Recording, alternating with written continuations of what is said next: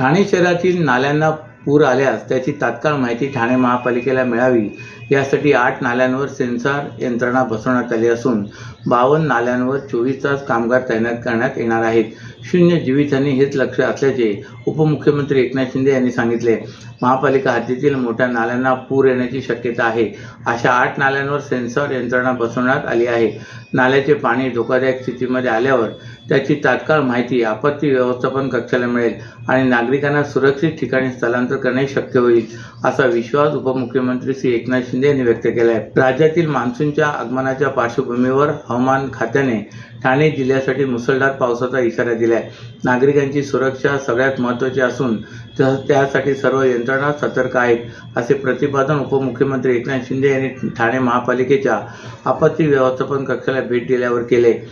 शून्य जीवितहानी हे आपले लक्ष्य आहे. त्यामुळे कोणतीही परिस्थिती उद्भवली, तक्रार आली तर कमीत कमी वेळेत प्रतिसाद देऊन यंत्रणांनी मदतीसाठी तत्पर असावे, असे निर्देशही उपमुख्यमंत्री शिंदे यांनी दिलेत. गेल्या काही वर्षाच्या अनुभवावरून ठाणे महापालिकेने पावसाळ्यातील स्थितीचा चांगल्या पद्धतीने सामना केला आहे, असेही ते म्हणाले. ठाणे महापालिकेचा आपत्ती व्यवस्थापन कक्ष 24 तास कार्यरत आहे. त्यासाठी वरिष्ठ अधिकाऱ्यांची 2 सत्रामध्ये नियुक्ती करण्यात आली. प्रभाग समिती स्तरावरही कार्यपद्धती तयार करण्यात आली आहे. तेथे मनुष्यबळ, वाहन, JCBची उपलब्धता आहे. साचलेल्या पाण्याचा निचरा करण्यासाठी 38 ठिकाणी उच्च क्षमतेचे 66 पंप बसवण्यात आलेत. आतापर्यंत एकूण 135 मिलीमीटर पाऊस झाला आहे, पण पाणी साठ्याच्या तक्रारी आलेल्या नाहीत. जिथे थोडेफार होते तेही पंपाच्या मदतीने करण्यात आले आहे, असेही उपमुख्यमंत्री शिंदे यांनी सांगितले. तर ठाणे महापालिका क्षेत्रात 6 ठिकाणी पर्जन्यमापक, 8 नाल्यांवर फ्लड सेन्सर कार्यरत आहेत.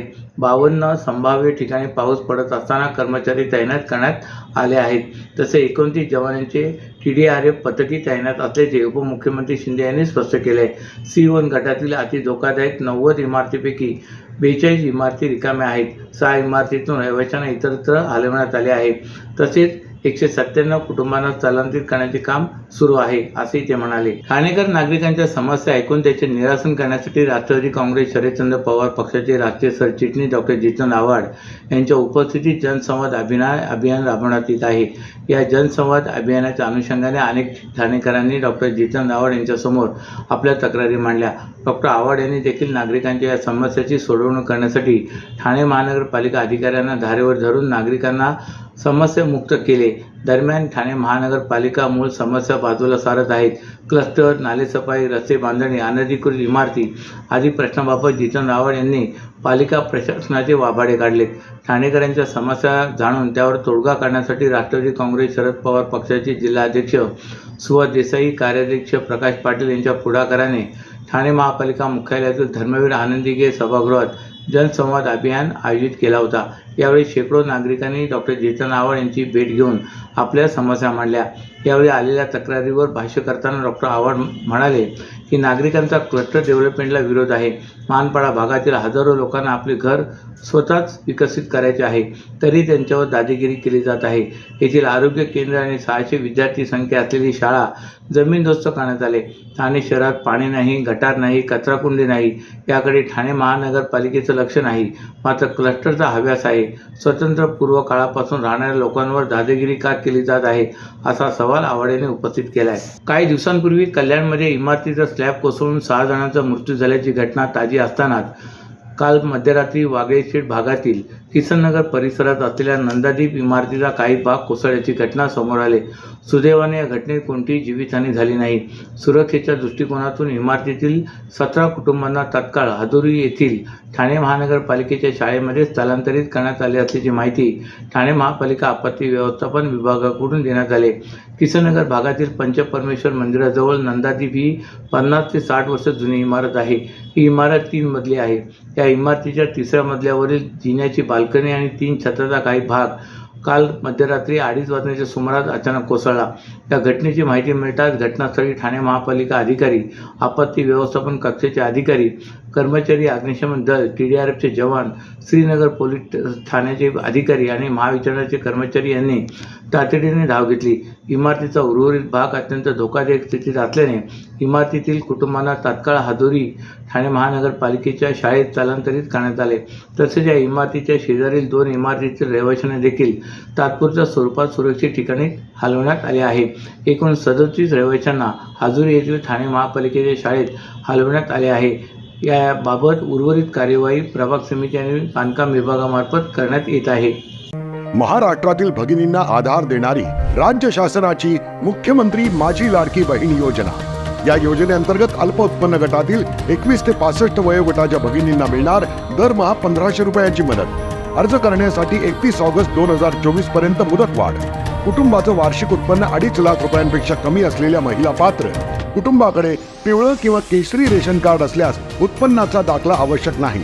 पांढरं रेशन कार्ड असेल किंवा रेशन कार्ड नसेल तर कुटुंबाचं वार्षिक उत्पन्न 2.5 लाखांपेक्षा कमी असल्याचा दाखला आवश्यक. योजनेसाठीचा ऑनलाईन अर्ज नारी शक्ती दूत ॲपवरून किंवा पोर्टलवर भरता येईल. ज्या भगिनींना ऑनलाईन अर्ज भरता येत नसेल त्यांच्यासाठी अंगणवाडी, ग्रामपंचायत, वॉर्ड ऑफिस, सेतू सुविधा केंद्रामध्ये किंवा आशाताई बचत गटाच्या CRP यांची मदत उपलब्ध. आता आपल्याला अभिमानानं म्हणता येईल, सुखी आणि सुरक्षित आहे माझी लाडकी बहीण. राष्ट्रवादी पक्षाचे प्रदेश सरचिटणीस आनंद परांजपे यांनी नुकतेच ठाणे वाहतूक शाखेचे पोलीस उपायुक्त पंकज शिरसाट यांना पत्र दिले. या पत्रामध्ये आमदार जितेंद्र आव्हाड यांच्यावर तातडीने मोटार वाहन कायदा कलम अंतर्गत गुन्हा दाखल करण्याची मागणी केली. तसेच त्यांच्यावर हा गुन्हा का दाखल करावा याचे कारणही त्यांनी पत्रात नमूद केले. राष्ट्रवादी पक्षातील फुटीनंतर जितेंद्र आव्हाड विरुद्ध आनंद परांजपे आणि नजीमुल्ला असा सामना रंगलाय. विधानसभा निवडणुकीत दोन्ही गटांच्या नेत्यांमध्ये आरोप प्रत्यारोप झाला होता. त्यातच आता राष्ट्रवादी पक्षाचे प्रदेश सरचिटणीस आनंद परांजपे यांनी नुकतीच ठाणे वाहतूक शाखेचे पोलीस उपायुक्त पंकज शिरसाट यांना एक पत्र देऊन आव्हाड यांच्यावर गुन्हा दाखल करण्याची मागणी केली आहे. उमरा कळवा विधानसभा मतदारसंघाचे आमदार डॉक्टर जितेंद्र आव्हाड हे प्रसिद्धीसाठी नेहमीच काहीतरी स्टंट करीत असतात. प्रसार माध्यमासमोर येऊन स्टंट करणे आणि टीव्हीवर झळकणे यासाठी ते झटपट करताना दिसतात. काल सोमवारी 26 मे रोजी आव्हाड हे प्रसिद्धीसाठी स्वतः रिक्षा चालवीत थेट ठाणे महापालिका मुख्यालयात आले. रिक्षा चालवण्यासाठी आवश्यक असलेले वाहन परवाना, ऑटो रिक्षा परमिट, चालक ओळखपत्र इत्यादी कागदपत्रे त्यांच्याकडे नसताना देखील त्यांनी ऑटो रिक्षाचे स्टेअरिंग हातात घेऊन बेकायदेशीरपणे रिक्षा चालवीत रस्त्यावरून ये जा करणाऱ्या सामान्य नागरिकांच्या जीवाला धोका निर्माण केलाय. जर त्यावेळी एखादा अपघात घडला असता तर त्याला जबाबदार कोण, हा प्रश्न उपस्थित होत आहे, असे परांजपे यांनी पत्रात म्हटले आहे. मुंबई महानगरातील वाहतुकीसाठी महत्त्वाच्या मानल्या जाणाऱ्या घोडबंदर मार्गावर ठाणे महापालिका क्षेत्रातून जात असला तरी तो राज्य सरकारच्या प्राधिकरणाच्या अखत्यारीत येतो. या मार्गावर विविध प्राधिकरणामार्फत कामे सुरू असून या कामामुळे पावसाळ्यात घोडबंदर मार्गावर पाणी साठू नये यासाठी पालिका प्रशासनाने पावले उचललीत. त्याचाच एक भाग म्हणून संबंधित प्राधिकरणाशी संपर्क करून उपाययोजना सुचवण्यासाठी ठाणे महापालिका प्रशासनाने अभियंत्यांच्या नियुक्त्या केल्या आहेत. उरण येथील JNPT बंदर आणि गुजरात येथून होणारी अवजड वाहतूक घोडबंदर मार्गे होते. ठाणे महापालिका क्षेत्रात असलेले घोडबंदर परिसराचे गेल्या काही वर्षात मोठ्या प्रमाणात नागरिकीकरण झाले. या नागरिकांची वाहने घोडबंदर मार्गेच वाहतूक करतात. यामुळे सतत वर्दळ असलेल्या घोडबंदर मार्गावर कोंडी होते.